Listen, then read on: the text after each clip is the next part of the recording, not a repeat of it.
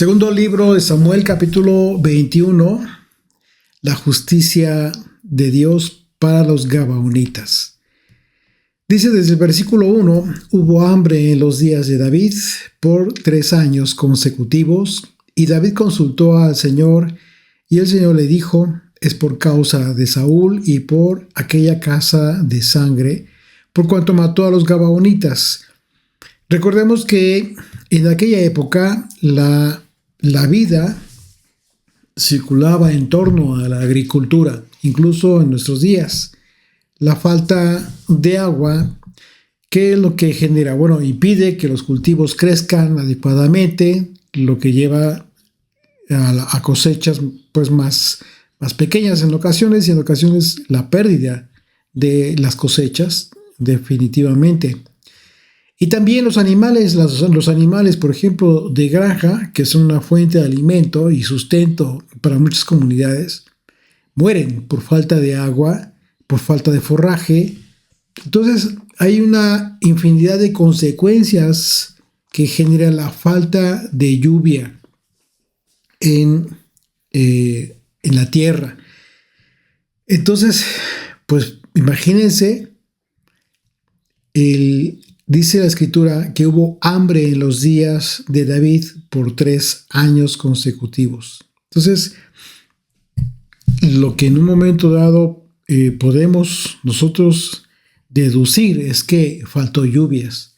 Y esto nos recuerda lo que el profeta Zacarías habla acerca de lo que ocurrirá en los tiempos del reinado del Señor, los tiempos del reino eterno, cuando finalmente el Señor juzgará a las naciones con vara de hierro, como dice en el libro de la Revelación de Jesucristo. Juan escribió acerca de la falta de lluvia en la tierra para aquellas naciones que no suban a Jerusalén. Dice... No, Zacarías, la profecía de Zacarías capítulo 14 y la visión de Juan en Apocalipsis también acerca de este tiempo de reinado del Señor, del Mesías, en el que tendremos, ¿qué es lo que ocurrirá? Bueno, el Señor juzgará a las naciones con vara de hierro. ¿Y qué va a suceder? Precisamente, pues va a ocurrir que no tendrán lluvias aquellas naciones que no suban a Jerusalén para celebrar la fiesta de los tabernáculos. ¿Qué es lo que ocurre? Lo que nos está diciendo los textos, los pasajes, los textos bíblicos en este juicio, pues que va a haber hambre. Lo que estaba ocurriendo en Israel en la época de David, pues era precisamente un tiempo de hambre generado seguramente, por supuesto, por la falta de lluvias.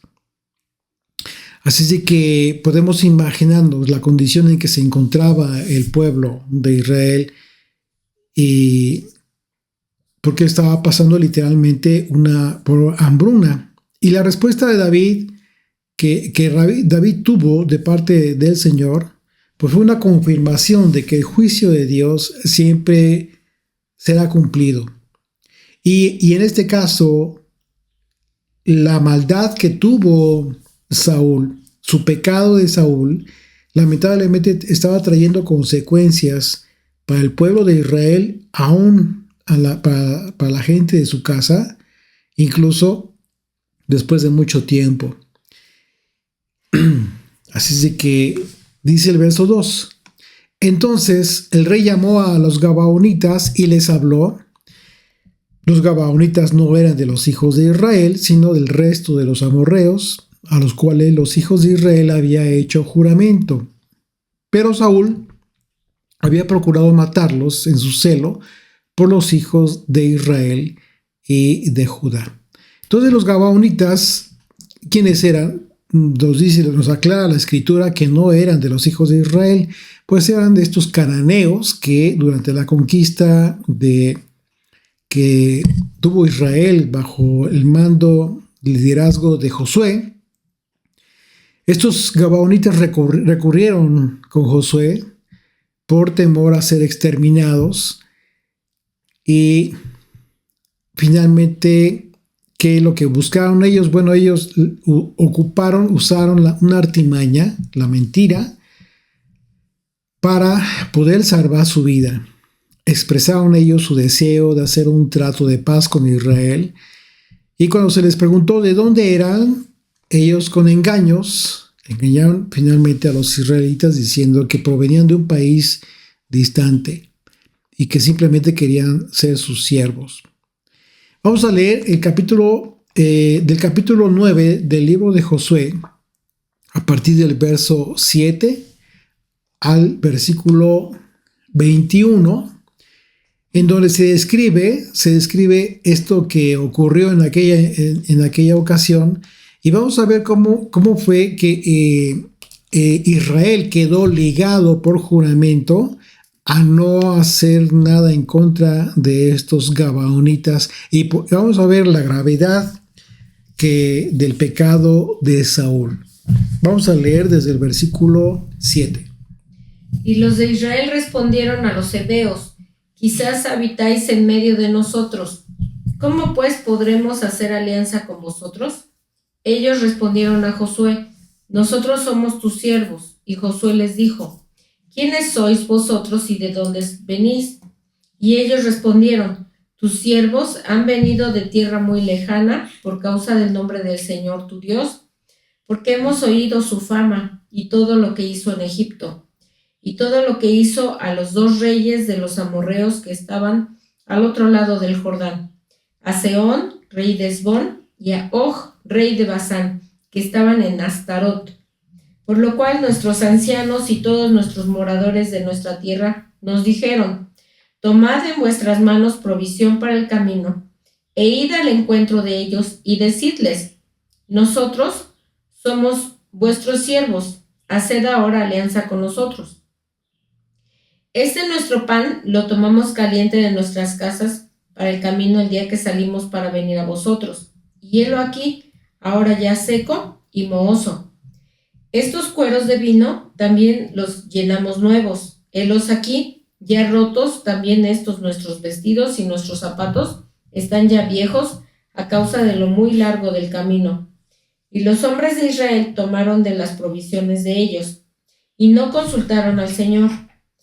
Y Josué hizo paz con ellos, y celebró con ellos alianza, concediéndoles la vida, y también lo juraron los príncipes de la congregación. Pasados 3 días, después de que hicieron alianza con ellos, oyeron que eran sus vecinos, y que habitaban en medio de ellos. Y salieron los hijos de Israel, y al 3er día llegaron a las ciudades de ellos, y sus ciudades eran Gabaón, Cafirá, Beerot y Kiriat Jearim. Y no los mataron los hijos de Israel por cuanto los príncipes de la congregación les habían jurado por el Señor, el Dios de Israel. Y toda la congregación murmuraba contra los príncipes. Mas todos los príncipes respondieron a toda la congregación: nosotros les hemos jurado por el Señor, Dios de Israel. Por tanto, ahora no les podemos tocar.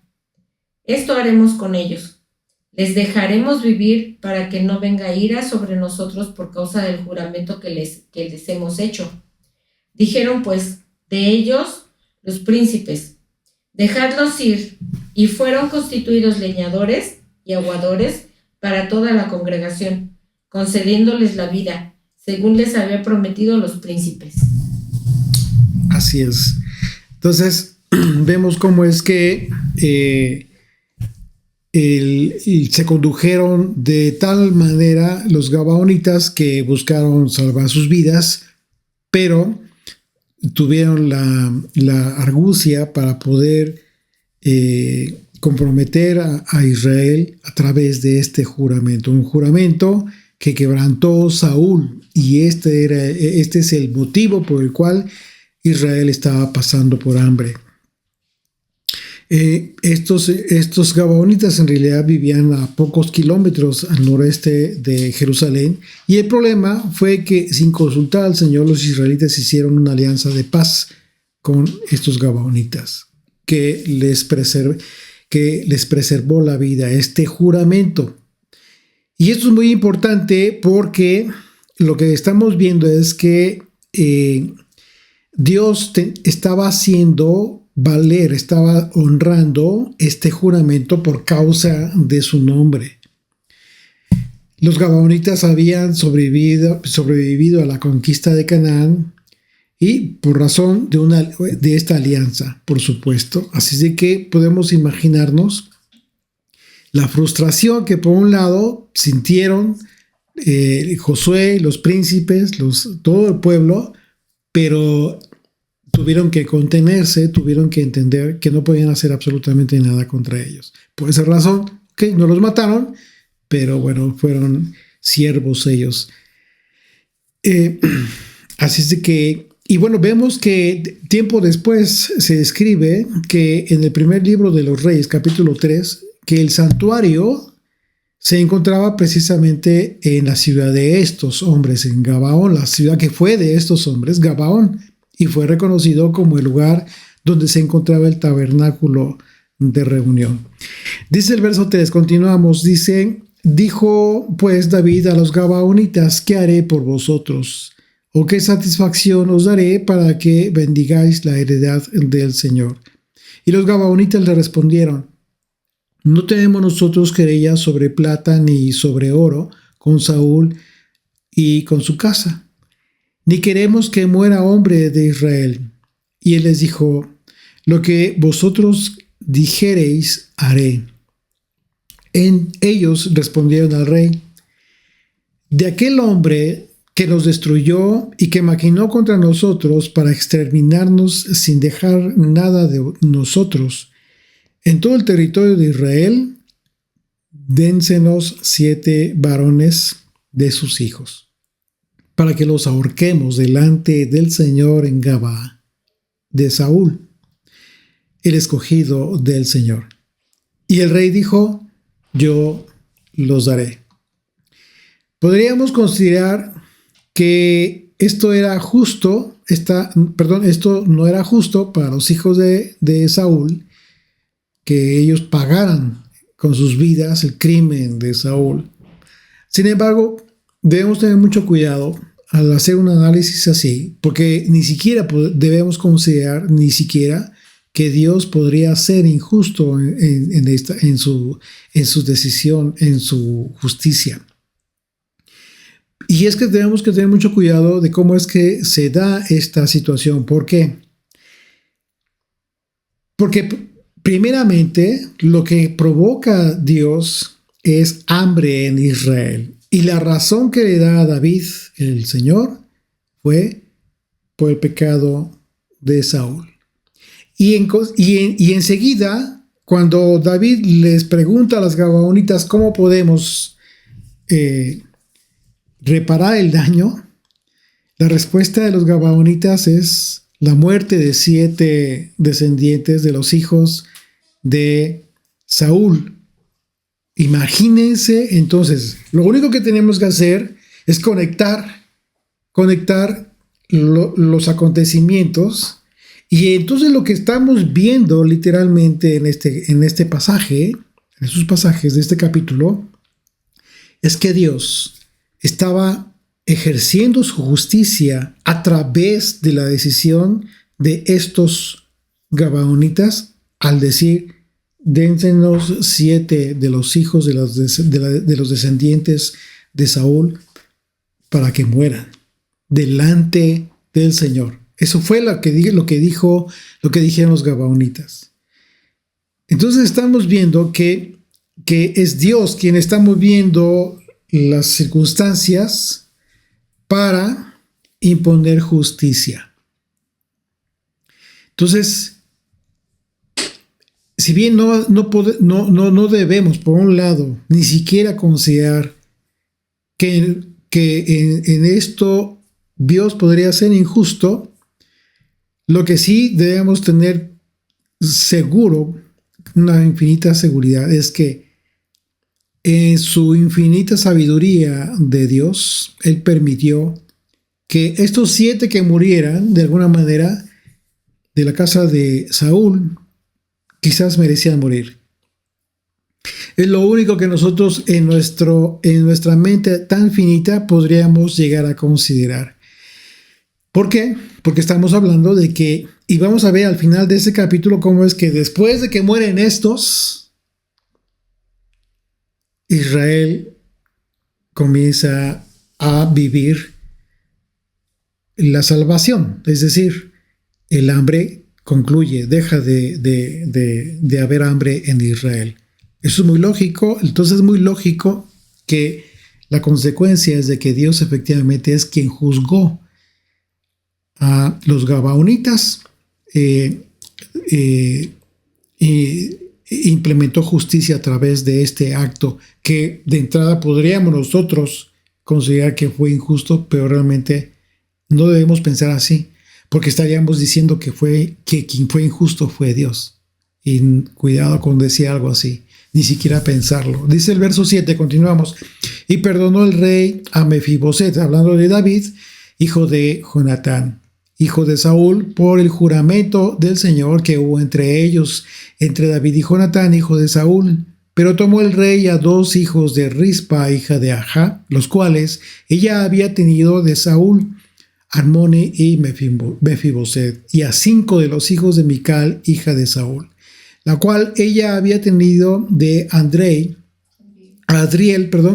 hijo de Barzillai Mejolatita.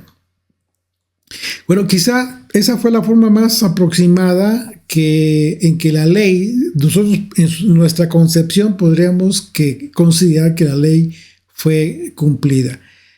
Mefiboset, por otro lado, pues además de ser fiel a David, recordemos que era fiel a David, pues era el descendiente vivo que podríamos considerar más notable de Saúl, y parecía lógico que fuera el primero de los 7 entregados a los gabaonitas para su ejecución. Sin embargo, recordemos que que había de por medio otro juramento, es decir, David juró proteger a Mefiboset, y este juramento lo hizo con su padre de Mefiboset, es decir, con el hijo de Saúl. Así es de que no podría en un momento dado transgredir otro juramento después de las consecuencias que David estaba entendiendo que trajo en la transgresión de un juramento, transgresión hecha por Saúl.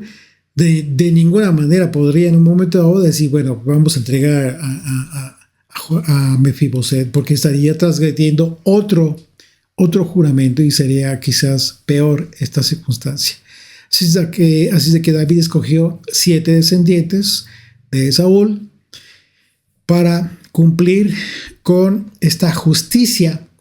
Dice el verso 9, y los entregó en manos de los gabaonitas, y ellos los ahorcaron en el monte delante del Señor, y así murieron juntos aquellos 7, los cuales fueron muertos en los primeros días de la siega, al comenzar la siega de la cebada. Y esto es importante, este detalle, ¿sí? En los primeros días de la siega, al comenzar la siega de la cebada, es justamente cuando mueren estos 7, y es justamente cuando a través de esta muerte de estos 7 se cumple justicia, y entonces Israel es redimido.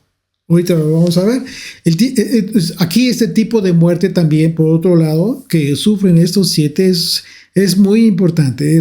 Nos trae a la mente el tema del haber sido colgados. El tipo de muerte que sufrieron estos descendientes de Saúl, ¿sí? Que tiene que ver con mandamientos de la ley de Moisés. Así es que esta expresión que leemos, que dice, y ellos los ahorcaron en el monte delante del Señor, tiene una implicación de maldición. Fíjense bien lo que dice Deuteronomio capítulo 21, a partir del verso 22, es el versículo 22 y 23, dice, si alguno hubiera cometido algún crimen digno de muerte y lo hicieseis morir, y lo colgareis en un madero, no dejaréis que su cuerpo pase la noche sobre el madero. Ya empiezan a recordar un evento. Dice, sin falta lo enterrarás el mismo día, porque maldito por Dios es el colgado, y no contaminarás tu tierra que el Señor tu Dios te da por heredad. Fíjense bien, estos descendientes de Saúl llevaron la maldición de Saúl, y al ser muertos de esta manera, ellos libraron a Israel de la culpa del pecado por la transgresión de un juramento que se hizo delante de Dios, hecho desde el tiempo de Josué, cuando juraron preservar la vida de los gabaonitas. Así es que, entendiendo de esta manera lo ocurrido, podemos comprender que Israel fue librado del castigo que estaba sufriendo por el hambre y la falta de lluvias en la nación. Israel fue librado por la muerte de estos colgados. Literalmente fue librado de la muerte, por la muerte de estos colgados. Lo que, por supuesto, ¿qué te recuerda? Pues nos recuerda lo que el apóstol Pablo refirió acerca de nuestro Mesías, Yeshua, en relación al pecado que el apóstol Pablo refirió acerca de nuestro Mesías. Es decir, Pablo habló acerca de Yeshua en relación al pecado del mundo. ¿Por qué? Porque Yeshua no tuvo pecado, pero en su amor por el mundo cargó con el pecado, haciéndose a sí mismo maldito, a pesar de ser el más justo. Es decir, él, al cargar el pecado del mundo, se hizo maldición a sí mismo. Gálatas capítulo 3, verso 13 dice: Cristo nos redimió de la maldición de la ley, hecho por nosotros maldición, porque está escrito: maldito todo el que es colgado de un madero. Justo lo que acabamos de leer en el libro de Deuteronomio. Entonces, por supuesto que la diferencia de una salvación y de otra es el hecho de que Yeshua se entregó en sacrificio siendo inocente y justo y sin pecado, mientras que los descendientes de Saúl, como cualquier otra persona, tuvieron pecado. ¿Cuál es el punto relevante aquí? Es que una salvación, una muerte y otra muerte, ¿qué tienen en común? Que fueron colgados de un madero. Y de acuerdo al mandamiento de Deuteronomio, fueron malditos, fueron hechos maldición. En el caso de Yeshua, por nuestro pecado fue hecho maldición el Señor. Y esa es nuestra responsabilidad, por supuesto que sí. Pero esto es en común en un evento y en otro. Pero ¿cuál fue la consecuencia de uno y de otro? Pues la salvación. En el caso de los 7, la salvación en aquel tiempo del pueblo de Israel por la muerte por hambruna. Y en el caso de todo el mundo, por nuestro pecado para salvación. Así es de que,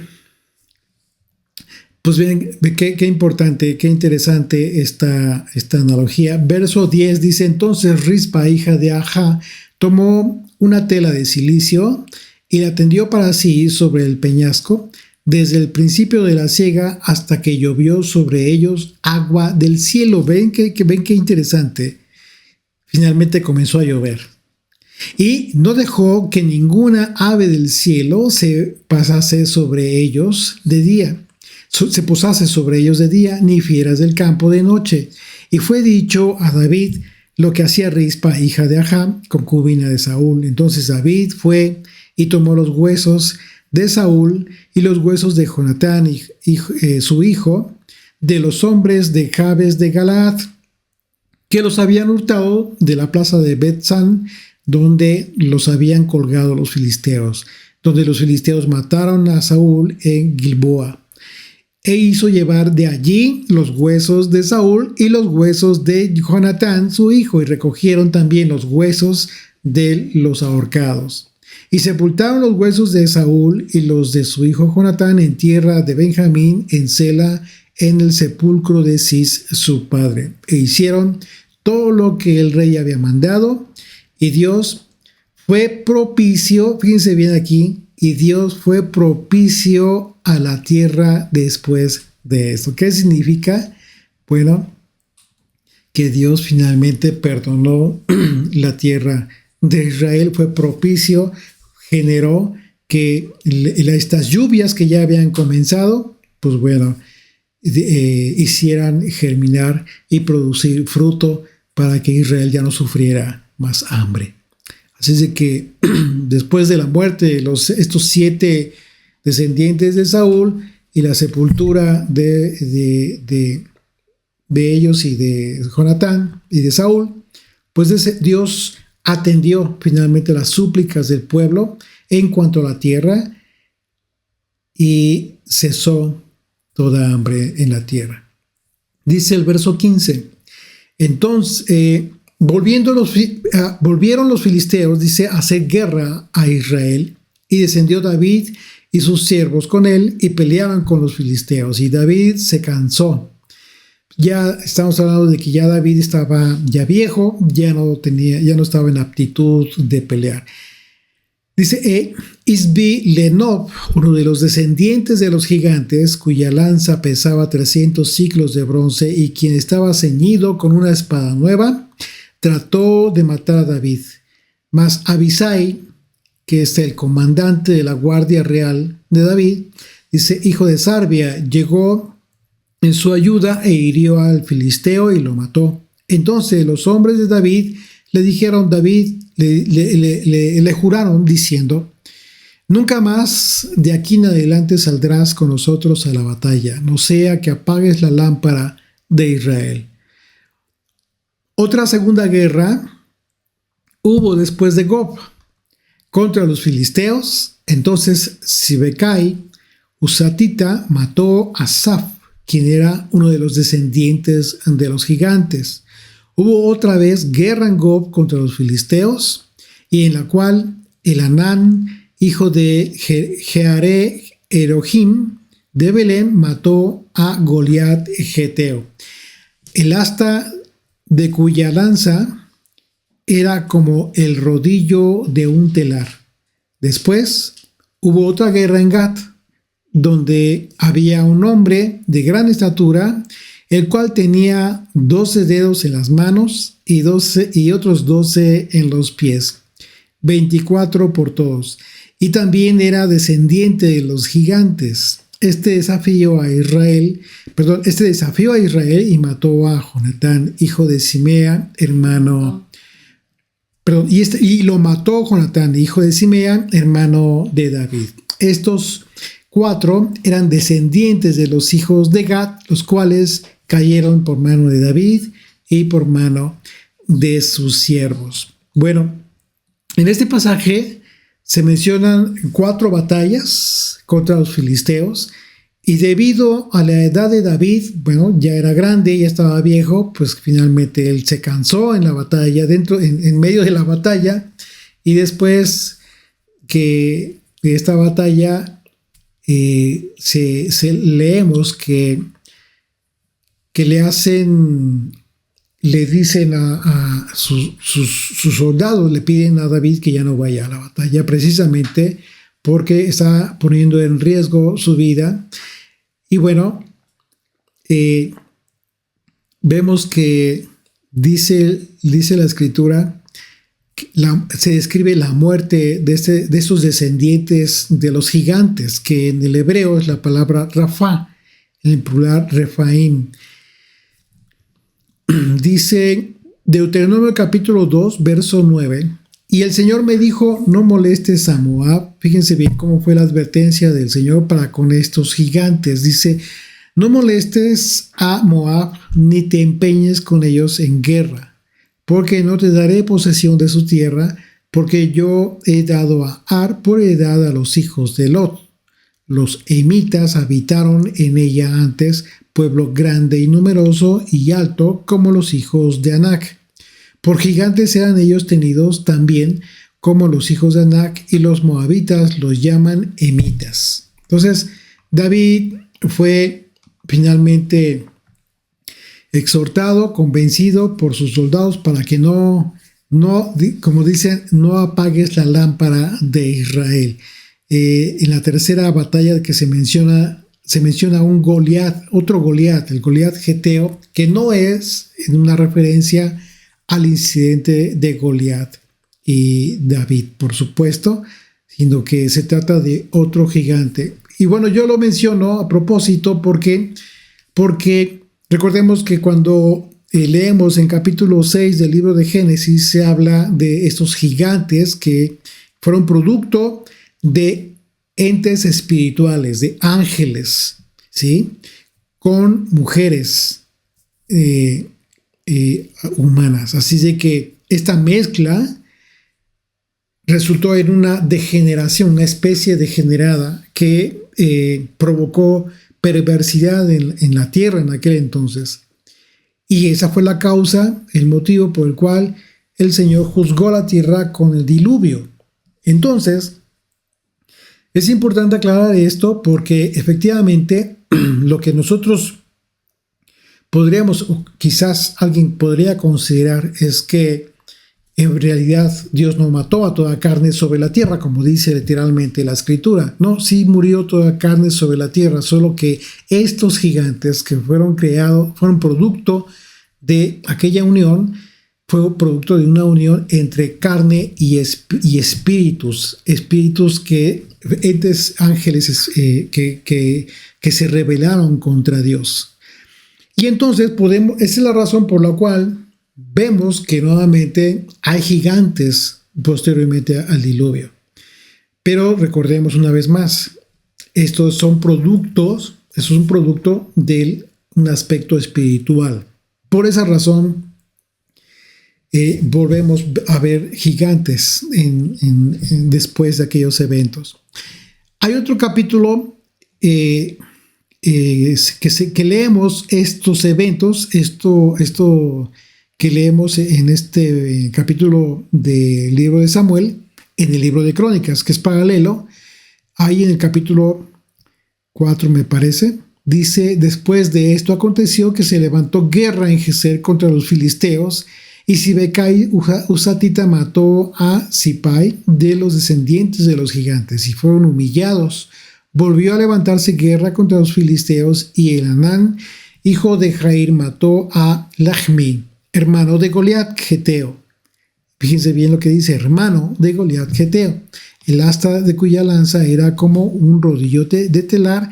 Y volvió a haber guerra en Gat, donde había un hombre de gran estatura, el cual tenía 6 dedos en pies y manos, 24 por todos, y era descendiente de los gigantes. Este hombre injurió a Israel, pero lo mató Jonatán, hijo de Simea, hermano de David. Estos eran descendientes de los gigantes de Gat, los cuales cayeron por mano de David y de sus siervos. Entonces aquí, en este pasaje se incluye la palabra hermano y se sustituye la palabra hebrea Belén Bet Halagim por Lachmi, traduciéndose como Lachmi, el hermano de Goliat. Y la variación no es de importancia relevante, pero solo se hace con el propósito de aclarar que no se trata del Goliat que mató David.